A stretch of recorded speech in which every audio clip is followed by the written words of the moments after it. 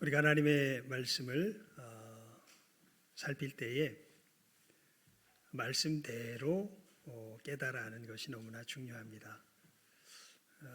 우리는 너무나 자연스럽게 우리 생각을 사실은 성경 속에 끼워 넣는 것이 굉장히 익숙한 사람들입니다.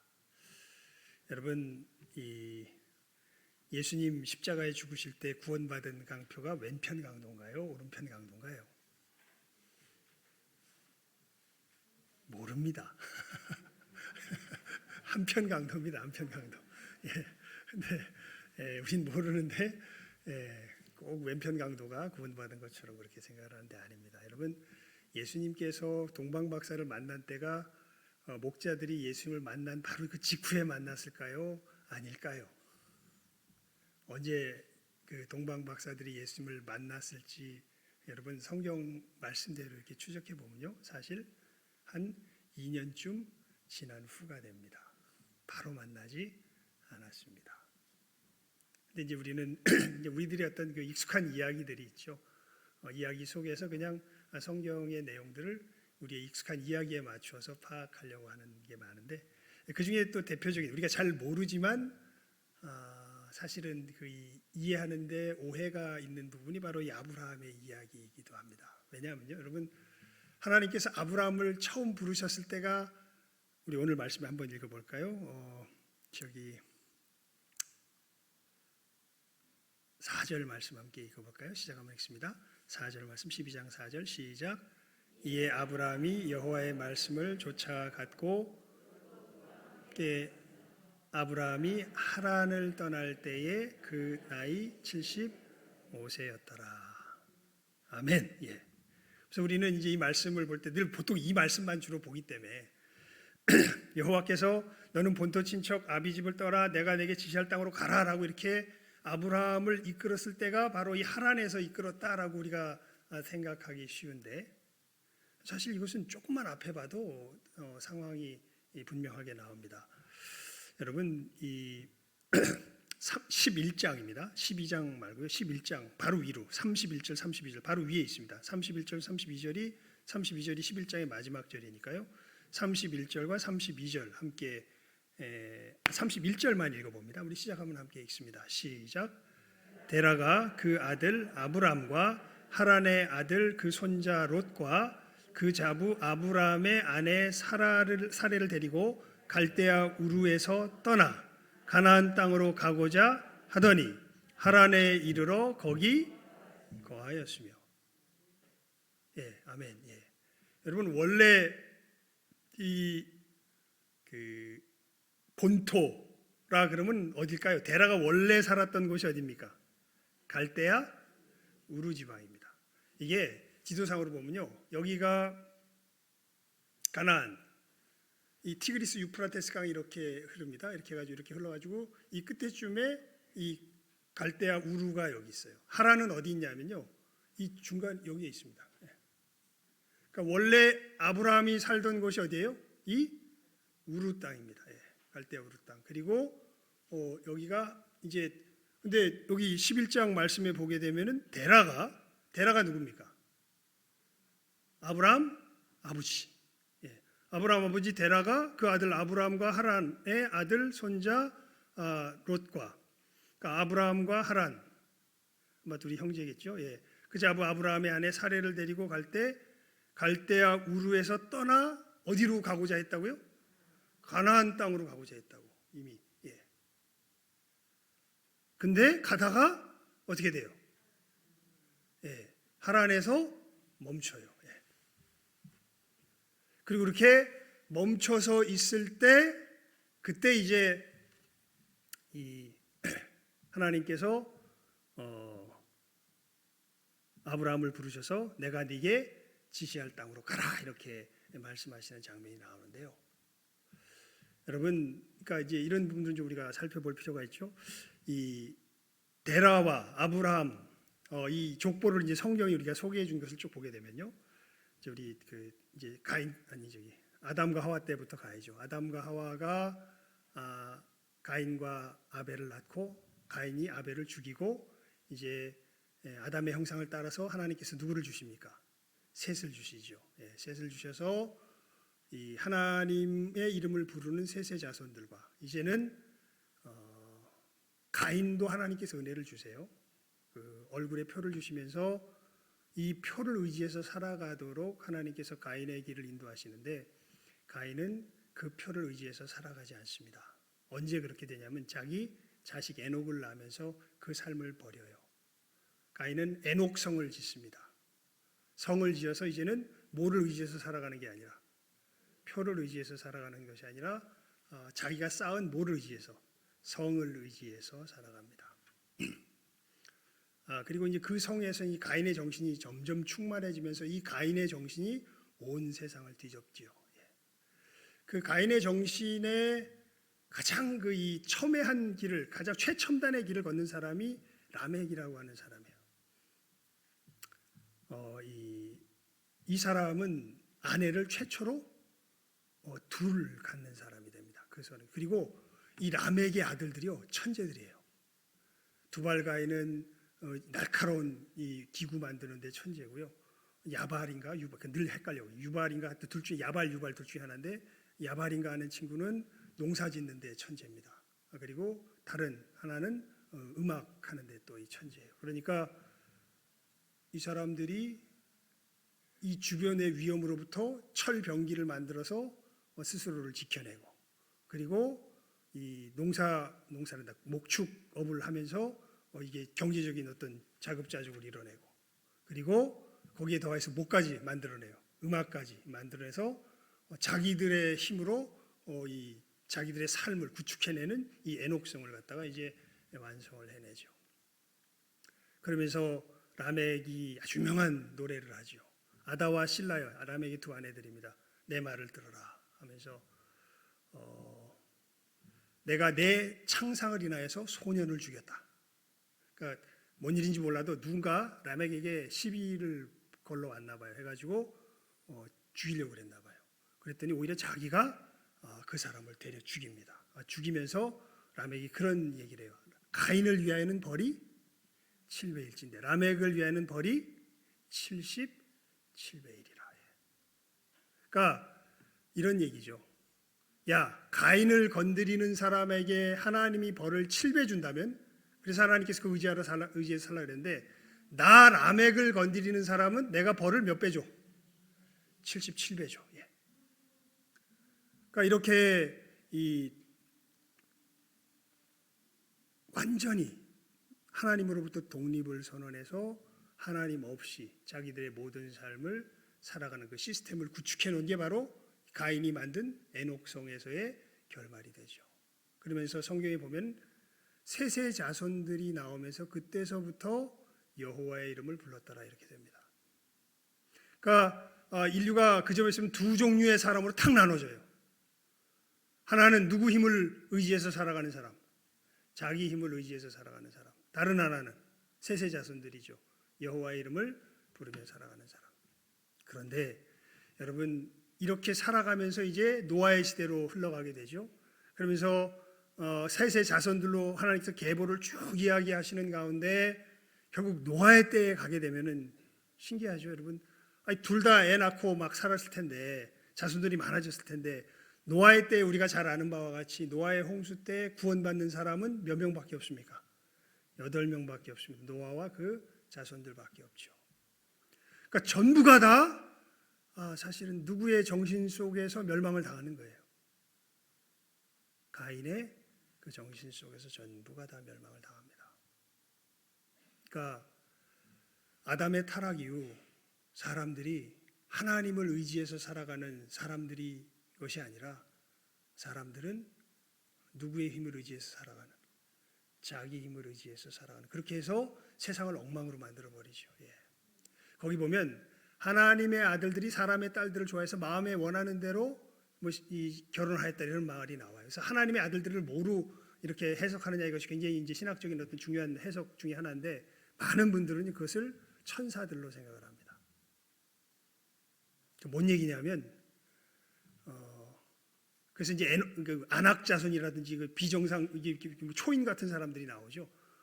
이 천사들과 사람들이 이렇게 결합해서 새로운 이 자손들이라. 그러니까 하나님께서 지으신 어떤 이 질서 자체가 이제 완전히 허물어지는 어떤 이 그런 모습들이 이제 이 노아의 홍수가 임하기 전에 이 땅 가운데 이제 충만하게 펼쳐지는 것을 성경이 이야기하고, 그것을 보면서 하나님께서 이제는 인간이 뭐가 되었다, 육체가 되었다, 나의 신이 이들과 거하지 아니하리라 하면서 하나님께서 멸망을 선포하시고, 그때부터 이제 노아가 뭘 짓기 시작합니까?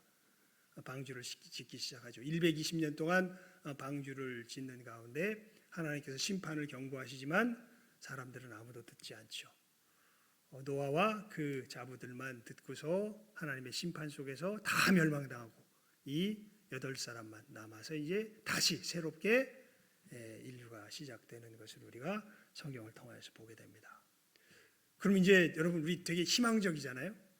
이제는 누구를 경외하든 하나님을 경외하든 누구와 누구의 자손만 남은 거예요. 노아와 그의 세 자손만 남았는데, 그러면 이 사람들이 이제 하나님을 잘 경외하겠지 싶은데, 여러분, 그러면서 이제 셈, 함, 야벳 이 세 아들이 이제 나오죠. 그러면서 셈, 함, 야벳 나올 때 그 함은 아버지 노아가 벌거벗은 것을 부끄럽게 하면서 막 놀리죠. 아버지 뭐 평소에는 뭐 우리한테 잘 살아라 어쩐다 그러놓고선 자기가 뭐 해서 부끄럽게 해가지고 막 놀리니까 셈과 야벳은 어떻게 합니까?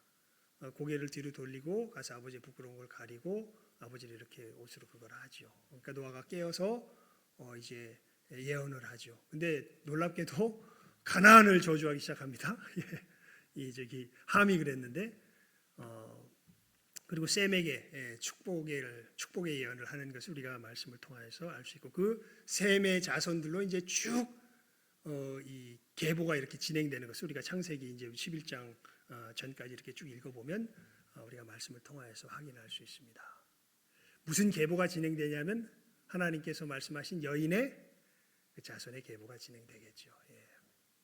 그러다가 이제 그 약속을 제대로 받아서 뭔가 역사적인 전환점을 만들어내는 사람이 누구예요? 성경책에서 보면 이제 아브라함이죠. 아브라함.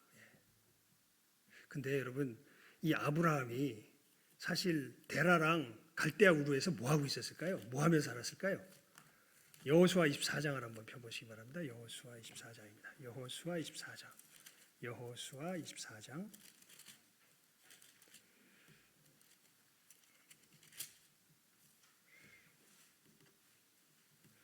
2절 말씀.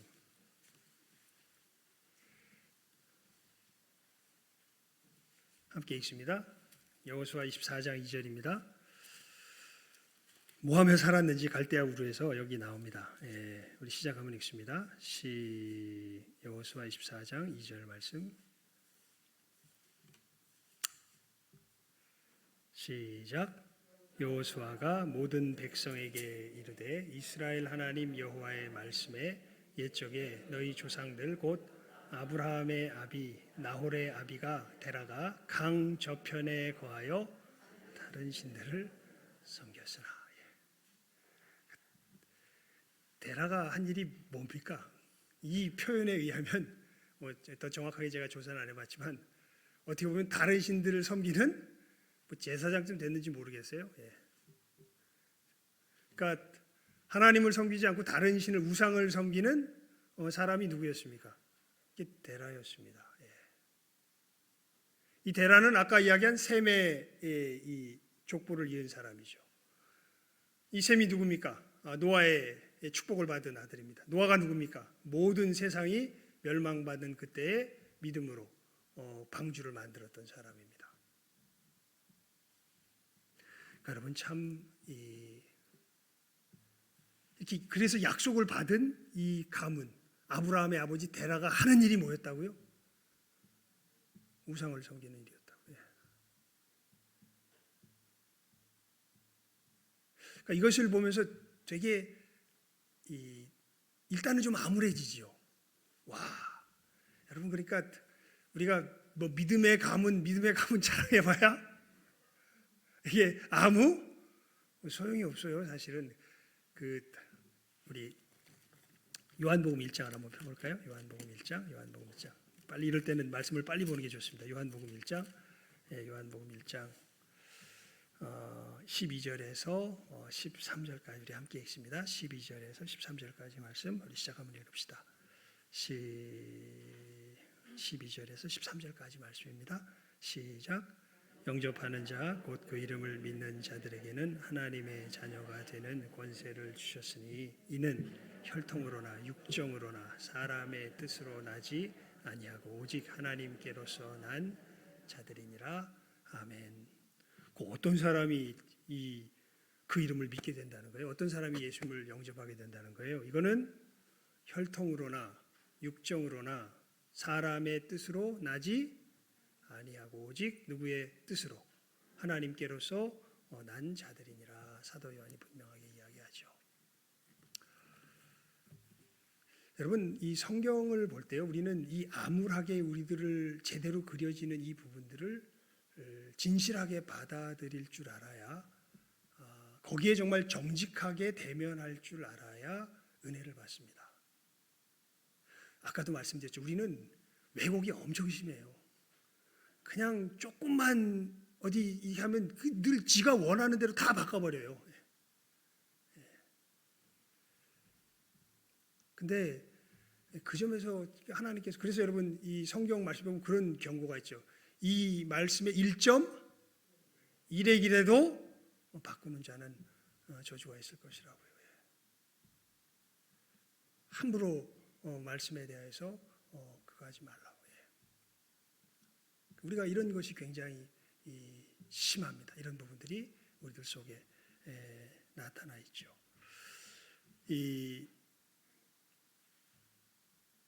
이렇게 암울한 부분들을 우리가 맞닥뜨릴 때 하나님께서 이 부분들을 왜 우리들에게 이렇게 굉장히 그 비참한 모습이죠. 사실 그대로 보여주시냐면 우리가 어디서 나와야 되는지를 알아야 되기 때문에 그렇습니다. 어디서 나와야 되는지. 그러니까 출발점이 잘못되니까 늘 모든 걸 쌓아놔도 다 허물어져 버리고 말아요. 출발점이 제대로 돼 있어야 되는데 이 출발점에서 하나님께서 이 부분들을 굉장히 강조해서 이야기하시는 것이죠. 결국 여러분 우리들은 본질적으로다가 아담의 타락함 이후에 이게 뭘 이야기해 주냐면 우린 결국은 아무리 애를 써봐도 우상을 숭배하는 그 본성 속에서 헤어나올 수가 없습니다. 정말 내 속에 사무치는 것일수록요, 이게 모이기가 쉬운 게 아니라 그냥 100% 그거예요. 정말 내 마음 속에 사무치는 것일수록 이게 우상입니다. 우상. 우상이 뭡니까, 여러분? 이런 거예요, 우상은. 이게 이제 예수님께서 우리 오늘 오전에도 읽었던 말씀 속에 잘 나타나는데 이게 없으면 내 생명이 끝장날 것처럼 생각되는 그 대상. 우리 각자가 다 달라요. 그 점에 있어서는. 각자 살아온 어떤 삶의 여정을 따라서 보면 다 달라요. 그런 부분. 구체적으로 들어가면 없는 사람이 없는데 사람들 보게 되면 가만히 보면 이게 없으면 이 자기 삶이 끝장날 것이라고 생각을 해요. 근데 여러분 이게 없으면 우리 삶이 끝장나는 분은 오직 한 분뿐이세요. 그게 누구실까요? 그분 하나님 한 분뿐이세요. 다른 대상이 없습니다. 그러니까 우리 하나님이 없으면 끝장나지 다른 거 없어서 끝장나는 존재가 아니에요. 그런데 우리들이 얼마나 왜곡되어 있냐면 우리가 얼마나 교만하냐면 우리들이 멋대로 무엇인가를 갖다가 막 살아오면서 막 정해놔요. 정해놓고 이게 없으면 끝장이다. 어저께 이제 집에 들어갔다가 어머니랑 저랑 코드가 다르잖아요. 저는 주로 스포츠 뭐 이런 걸 좋아하고 어머니 드라마 이런 걸 좋아하는데 들어가면 저는 이제 이게 텔레비를 같이 가서 키는데 주로 제가 좋아하는 걸 이제 제가 자주 안 들어가니까 보게 되죠. 그러다가 우연히 이렇게 틀었는데 어머니가 딱 보니까 되게 보고 싶어하는 것 같은 게 딱 나서 그냥 그걸 멈춰서 그걸 같이 봤습니다. 이게 뭐냐면 44번이었나 우리 텔레비로 국제시장 그거 있죠. 국제시장 예 저기 여기 흥남 탈출할 때 하는 그 국제시장에서 이제 그 사람의 이야기를 이렇게 쭉 그려낸 그것을 이제 어머니가 그냥 하염없이 보고 계시길래 잠깐 지나가는데 보니까 아이고 그냥 같이 보자 해가지고 그 중간부터 해서 이렇게 봤는데 거기 보면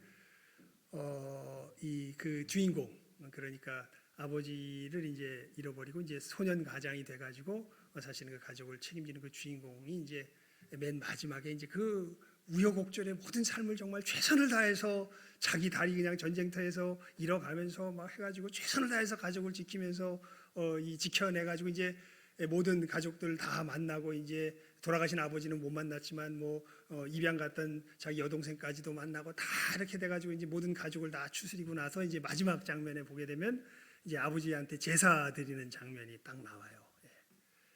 그래서 아버지한테 절하고 야 다들 모여라 우리 아버지께 절하자 하고 이제 할아버지한테 절하고 자기 혼자 방에 들어가가지고 아버지 이만하면 제가 잘 살았지요 뭐 이러면서 이제 마지막 하는 장면이 나오는 게 국제시장인데 여러분 그 순간에 이렇게 보게 되면요 참 제가 복음을 전하는 자지만 저 사람들에게 그거 우상숭배입니다 얘기하기가 참 거시기하죠. 예. 정말 이 사람은 자기 삶 속에서 이렇게 쌓아왔기 때문에 자기 아버지의 지금 절하는 것이 정말 진심을 다해서 절하는 것 아니에요.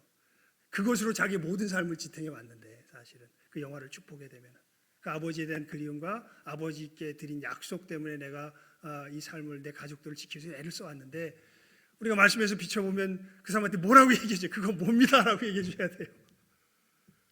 우상숭배입니다 라고 얘기해줘야 되는데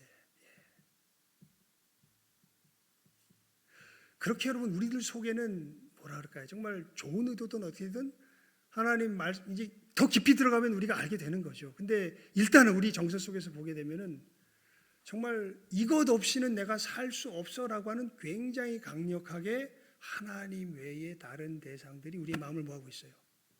사로잡고 있죠. 그렇게 우리는 하나님을 거역하며 배반하며 살아가고 있죠. 그래서 이 우상 숭배의 강력함이 누구에게까지 미친 것을 우리가 이제 이 말씀을 통해서 역사를 제가 쭉 짚어드렸던 게 누구에게까지 이 그늘이 들어지는 것을 우리가 말씀을 통해서 보는 거예요. 이 아브라함의 아버지 테라. 그럼 아버지가 그렇게 살았는데 그럼 아브라함이라고 다르게 살았겠습니까? 아브라함도 뭐하고 살았을 거예요? 예, 우상 숭배하고 살았겠죠. 예. 그게 우리 인생의 현 주소입니다. 그래서 예수님 그러셨죠. 심령이 가난한 자는 복이 있나니 천국이 저희 것이며 애통하는 자는 복이 있나니 저희가 위로를 받을 것이며. 그러니까 억지로 내가 괜찮은데 나쁘다 이 뜻이 아니라요. 여러분 그것도 가증하죠. 그러면 뭐 더 할 말이 없습니다. 그러면 근데 진짜 우리의 실체를 이렇게 말씀 속에서 아니 하나님의 은혜 가운데 우리의 실체를 파고 들어가게 되면 우리는 일단 누구에게 가장 몹쓸 짓을 하는 존재인 것이 확실하냐면 하나님께 가장 몹쓸 짓을 하는 존재인 것이 확실합니다. 아까도 그랬죠. 여러분 그러면서 이 노아의 때에 결국 사람들이 세상이 어떻게 돼가는 세상으로 변해버려요. 누가 결혼을 해버려요. 이게 가장 주된 해석의 흐름이에요. 누가 결혼을 해버려요. 천사와 사람들이. 뭐 이것을 뭐 이렇게 해석할 수도 있어요. 셋의 자손들과 가인의 자손들이 결혼했다. 뭐 이런 식으로도 뭐 해석도 가능하긴 한데 어떻게 됐든지 결국에는 하나님께서 주신 질서를 모하는 방향으로 뭉개는 방향으로 아주 노골적으로. 여러분 지금 우리 시대가 어떻습니까? 지금 우리 사회 속에서 가족에 대해서 어떤 식으로 지금 사람들이 여러분 이 젊은 사람들을 이렇게 가족에 대해서 생각하는 거 보면 끔찍해요. 가만히 보면 가족이라는 개념 자체가 해체돼 버린 것 같아요. 예. 그러니까 이 국제시장 같은 거 보여주면 저는 쓸데없는 걸 왜 보여줘? 이렇게 될 게 분명해요. 왜냐하면 거기서 이제 이 아내가 그런 얘기를 하죠. 막 남편이 막 그 탄광 갔다 독일 탄광 갔다가 이제 또 가족의 어떤 이런 무슨 경제적 문제 때문에 또 이제 베트남 전쟁까지 갔다 오려고 이렇게 하니까 막 남편을 때리면서 막 말려요. 막 왜 거기 또 가냐고. 좀 당신을 위해서 좀 살라고. 왜 맨날 가족 위해서 희생하면서 살아야 되냐고. 예. 막 갔다가 그렇게 하는데 또 가가지고 다리 병신 돼가지고 이제 남편이 돌아오는 거죠, 사실은.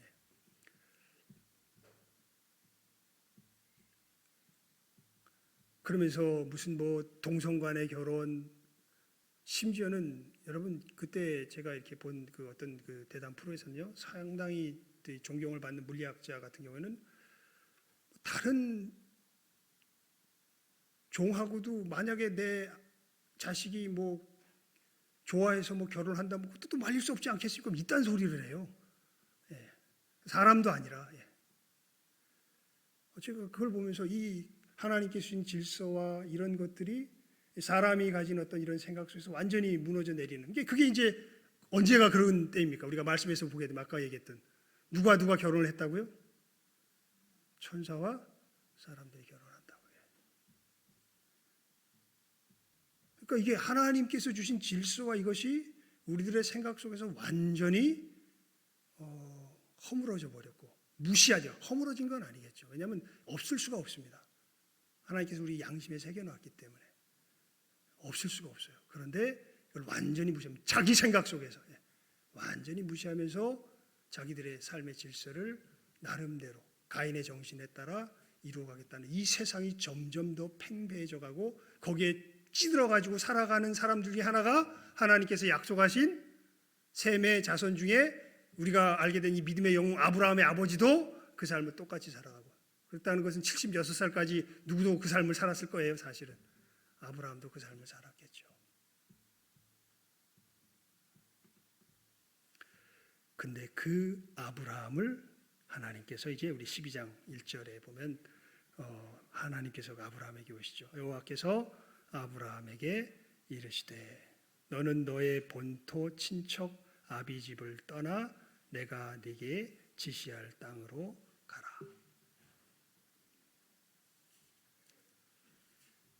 이 부분을요, 히브리서 말씀에 보면요, 아브라함은 자기가 갈 바를 알지 못하고 떠났더라 이렇게 이야기합니다.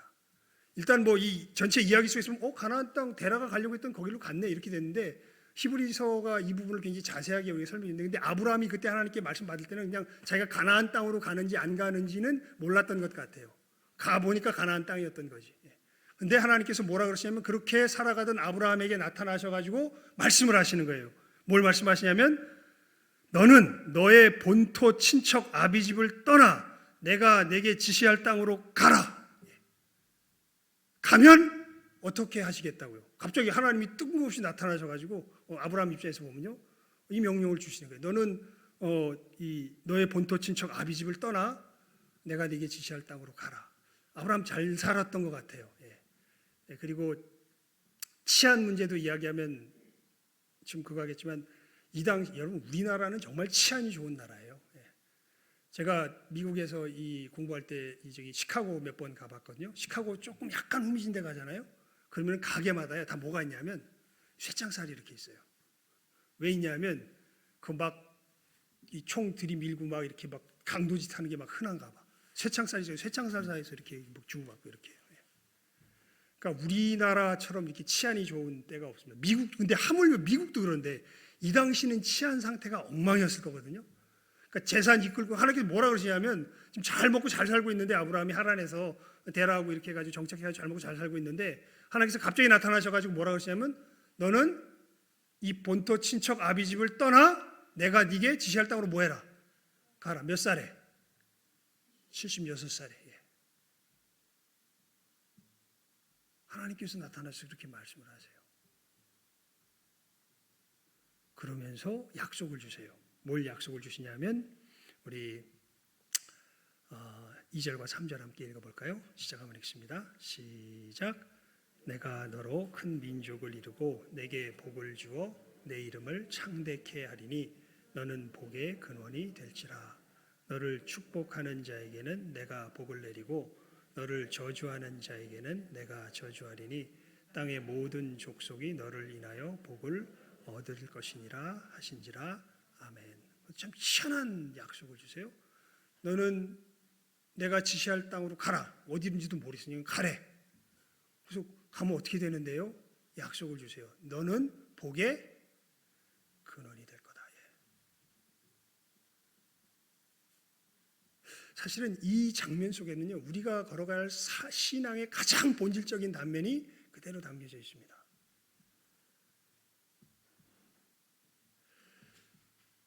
이 세상은 우상 숭배로 인하여서 멸망해 가죠. 참 신기한 게요, 여러분. 우리는요, 우리가 섬기는 대상을 그대로 투영해내요. 신기하죠. 예. 사람이 참 하나님께서 정말 대단한 존재로 지으셨어요. 우리가 섬기는 대상을 그대로 투영해내요. 예. 우리가 하나님을 섬기면 누구를 투영할까요? 하나님을 이 땅 가운데 드러냅니다.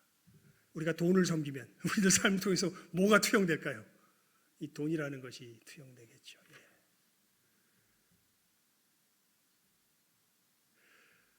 아까도 말씀드렸지만 우리들은 하나님 빼고 우리들 교만 속에서 그러니까 썩어질 거죠. 사실은 다 멸망으로 인도하는 썩어질 것들을 우리가 섬기면서 그것을 계속해서 투영해내요. 그러니까 우리가 오전에도 살폈지만 여러분, 우리는 뭐 하는 능력이 있다고? 이 세상을 창조하고 변화시키는 능력이 있다고요. 그래서 우리가 섬기는 그 대상을 따라서 우리는 이 세상을 만들어가게 돼 있어요. 근데 이 세상의 진짜 주인은 누구세요? 우리를 당신의 형상으로 만드신 하나님이시고 하나님께서 뜻하신 그 뜻에 따라서 우리를 심판하실 텐데 만들어 놓은 것이 이게 하나님께서 원하시는 것이 아니라 하나님께서 뜻하신 것이 아니라 다 쓸데없는 멸망의 것들을 갖다 잔뜩 만들어내니까 우리는 뭐 받을 수밖에 없어요. 그 상황에서 심판받을 수밖에 없습니다. 예. 그리고 그 우상을 섬기면서 낸 모든 것들은 결국 다 사망이에요. 다 죽음이거든요. 사실은 제가 몇 번 참 자아 비판을 하죠. 고백을 드리면서 여러분, 제가 제일 몹쓸 짓한 대상이 가만히 보면 누구였냐면 제 자식 놈이었다고요. 예. 왜냐하면 나도 모르게 내 속에서 굉장히 강력하게 소중한 것을 아이에게 그대로 강요하게 됩니다. 근데 이게 내 안에 우상이기가 쉬워요. 이게 없으면 난 못 산다고 생각합니다. 나도 모르게 본능적으로. 그래서 얘 내 자식이기 때문에 좋은 것을 주고 싶어서 이것을 강요하게 돼요. 근데 얘는 이것을 받기에 하나님께서 합당한 그릇은 아니야. 나와 같진 않아. 그러면 그대로 망가집니다. 근데 계속 우겨대기 시작하죠, 내가. 그래서 가만히 그걸 일찍 알았어요. 그래가지고 초등학교 한 2학년 때 아이고 이거 아니구나 싶어가지고 그때부터 제가 그쳤습니다. 그냥 또 뭐 아무것도 안, 그래 그냥 하나님께서 네게 주신 그 그릇대로 네 길을 네가 개척해라. 내가 여기서 더 간섭하면 너 큰일 나겠다 싶어가지고 냅뒀습니다. 예. 비록 내 마음에 안 들고 어떤 경우에는 뭐 그래도 화가 치밀고 그렇게 하지만 하나님께서 주신 길이 아니에요. 걔한테. 예. 만약에 얻는다면 하나님의 특별한 은혜로 자기가 따로 얻어야 될 거야. 내가 이렇게 한다고 될 수 있는 길은 아니에요. 근데 그렇게 하지 않으면 못 견디는 게 또 부모의 마음이에요. 예.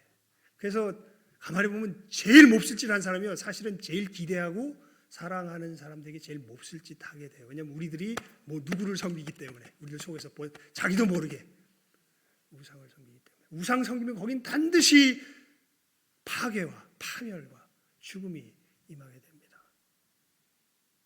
그러니까 이 세상이 뭐로 뒤덮인 거예요? 죽음으로 뒤덮인 거죠. 우리가 다 모기 때문에, 이 전 인류가 다 모기 때문에, 우상 숭배자이기 때문에. 근데 여러분, 하나님께서 누구를 부르셔가지고? 아브라함을 부르셔가지고 이제는 누구를 섬길 수 있는 길을 여세요. 하나님을 섬길 수 있는 길을 여세요. 그 하나님을 섬기는 것이 무엇인지를 단면적으로 본질적으로 그대로 드러내는 게 이 1절 말씀입니다. 너는 본토 친척 아비 집을 떠나 내가 네게 지시할 땅으로 뭐해라? 가라. 히브리서의 설명과 같이 그때는 아브라함은 갈 바를 알았어요? 몰랐어요? 몰랐어요. 예상을 할 수가 없어요. 그냥 한 가지만 확실해. 하나님께서 뭐하라 그러셨다? 가라 그러셨다. 그 다음은 다 오픈 퀘스천. 뭔지 몰라요. 그냥 이것만 확실해. 하나님께서 가라. 그리고 뭘 약속하시냐면 네가 가면 너는 뭐가 될 거다? 복의 근원이 될 거다. 여러분, 우리 믿음의 사람들이, 우리가 오늘 설교 제목이 그거잖아요. 복의 근원이 되는 삶. 어떻게 하나님을 섬기는 이 삶의 걸음을 우리의 삶의 현장에서 실제로 걸어가게 될까요? 사실은 이 갈 바를 알지 못하지만 하나님께서 말씀하신 것을 어린아이와 같이 받들고서 그대로 순종하여 한 걸음 내어딛는 이 걸음의 삶. 이렇게 될 때 우리는 누구를 섬기게 되는 거예요? 하나님을 섬기게 됩니다. 왜냐하면 우리의 예상과 기대 속에 하나님이 뭐로 변질돼 버려요? 우상으로 변질돼 버려요. 그래서 성경 말씀 자세히 보세요. 하나님께서 보면요, 계속해서 뭐냐면 내가 한 말에 덧붙이지 마라, 뭐 그거 하지 마라, 하지 마, 그냥 있는 그대로 받아라. 그 얘기를 굉장히 강조해서 이야기를 하세요. 그대로 받아라. 예. 그러면 계속 뭐 합니까? 우리 마가복음 7장 한번 펴볼까요? 마가복음 7장 펴봅니다. 마가복음 7장. 예, 마가복음 7장. 마가복음 7장.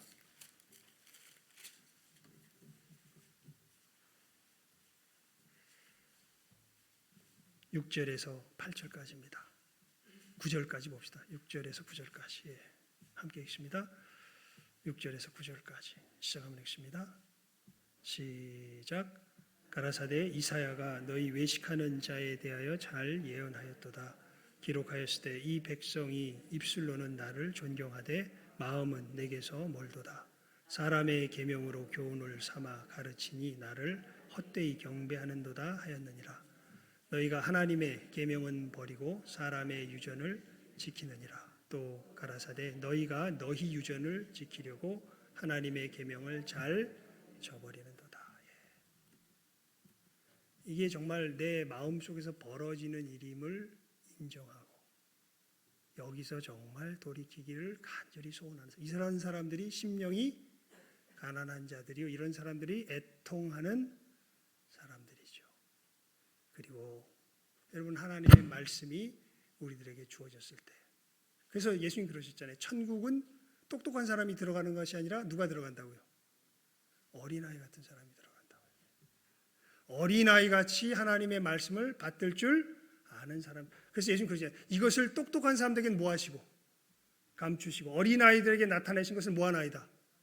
감사하나이다. 예. 여러분, 복의 근원이 되는 삶이 어떤 삶입니까? 이 아브라함의 한 걸음을 뛸 줄 아는 삶입니다. 하나님께서 말씀하시면 이 눈에 잘 안 보여도 이건 확인해야 돼요. 지 생각대로 하면 안 돼. 이 얘기도 하나 드리겠다. 예전에 아마 수동기도원이었던 것 같아요. 어떤 한 분이 금식 기도하다가 막 마음에 막 뭔가가 굉장한 확신이 드는 거예요. 어떤 확신이 드냐면 자기가 무리를 걸을 수 있을 것 같아. 막 금식 기도하는데 막 그런 확신이 드는 거야. 그래가지고 그 물결이 엄청 세잖아요, 거기. 그래서 막 용기가 난 것 같아. 나가지고 그 위에서 뛰었어요. 뭐 할 줄 알고. 예수님께서 무리를 베드로 걷게 하시던 자기도 걸을 줄 알고 뛰었는데 걸었을까요?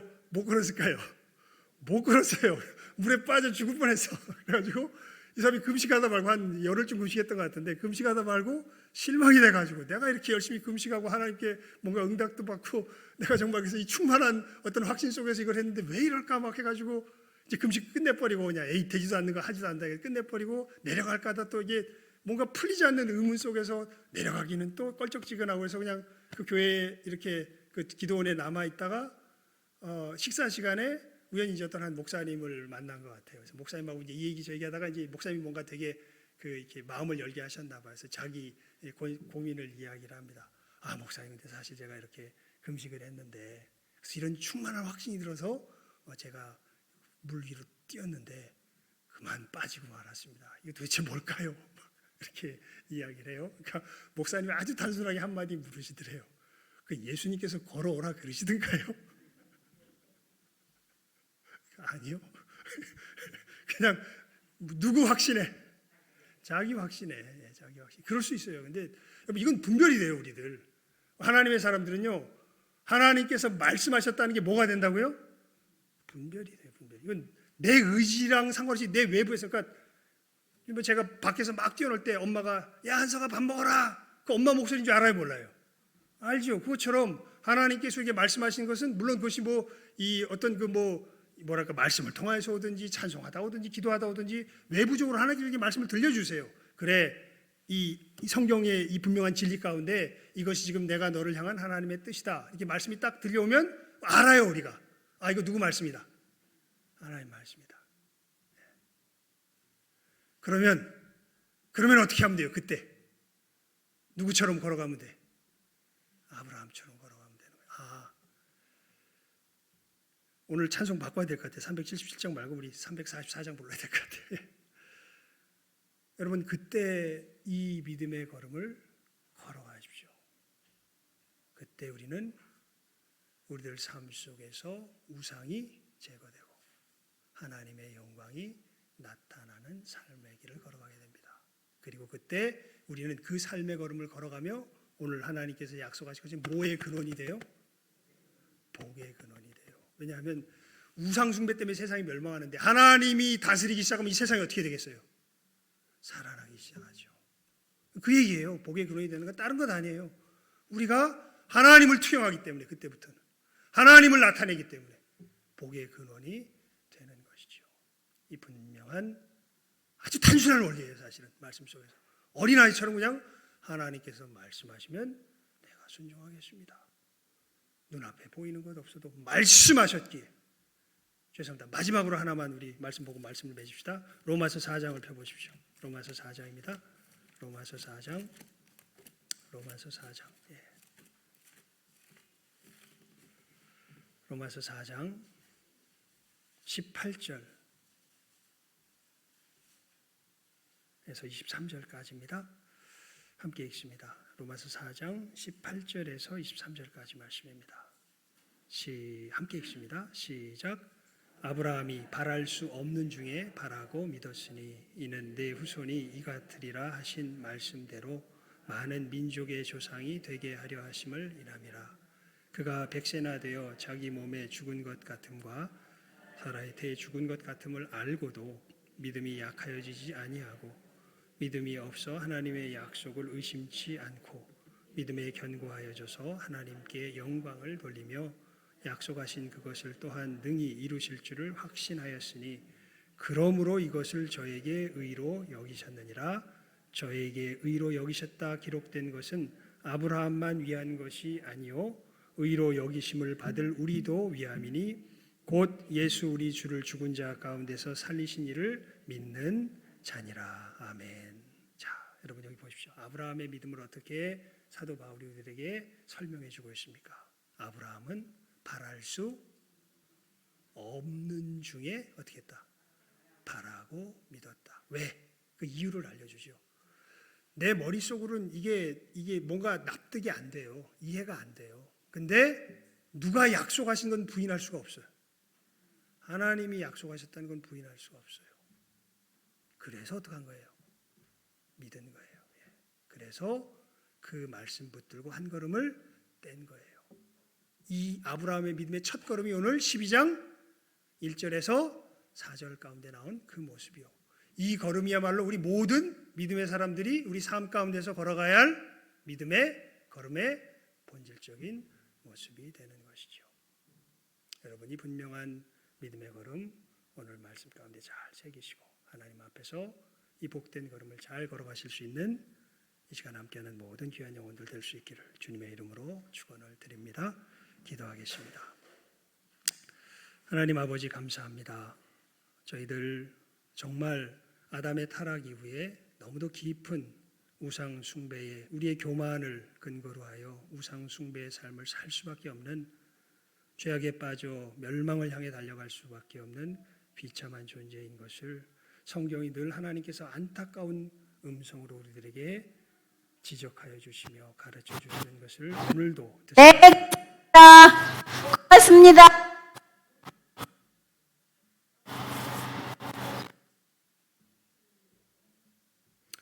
하나님, 우리가 이렇게 하나님께 은혜 받으며 나아가려고 할 때에 마귀는 여러 상황 방향 속에서 일 못하게 하려고 방해하지만 저희들 하나님 은혜 가운데 참으로 악을 선으로 갚으며 이 걸음 한 걸음 한 걸음 잘 걸어갈 수 있도록 저희들 붙들어 주시는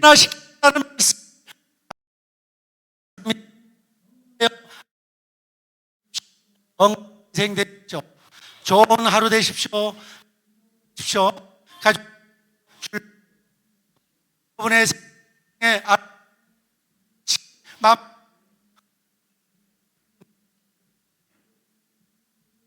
이